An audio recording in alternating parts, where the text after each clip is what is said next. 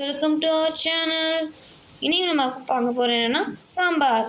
இன்றைக்கி நம்ம பார்க்க போகிறது என்னென்னா பருப்பு சாம்பார். முதல்ல நம்ம துவரம்பருப்பை எடுத்து கழுவிக்கணும். அதுக்கப்புறம் துவரம்பருப்பு தேவையான அளவு போட்டுட்டு தண்ணீர் ஊற்றி விட்டுட்டு கொஞ்சம் எண்ணெய் ஊற்றிக்கணும்.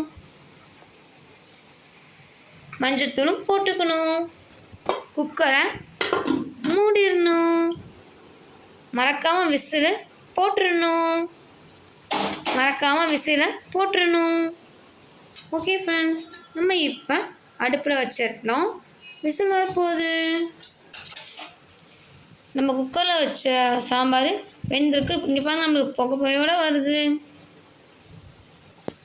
இப்போ நம்ம காய்கறி போட்டு போகிறோம். தக்காளி, வெங்காயம்,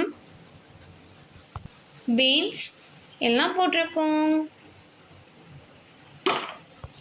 இப்போ நம்ம உப்பு புளி கரைச்சி ஊற்றணும்.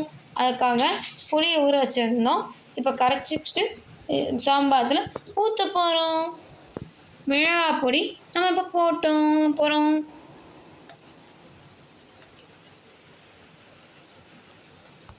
நம்ம புளி கரைச்ச தண்ணியை குக்கரில் வச்சுருந்ததை எடுத்தாச்சு.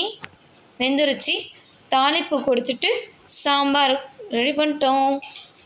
உங்களுக்கு நம்ம சேனல் பிடிச்சிருந்துச்சா லைக் பண்ணுங்கள், ஷேர் பண்ணுங்கள், கமெண்ட் பண்ணுங்கள், சப்ஸ்கிரைப் பண்ணுங்கள்.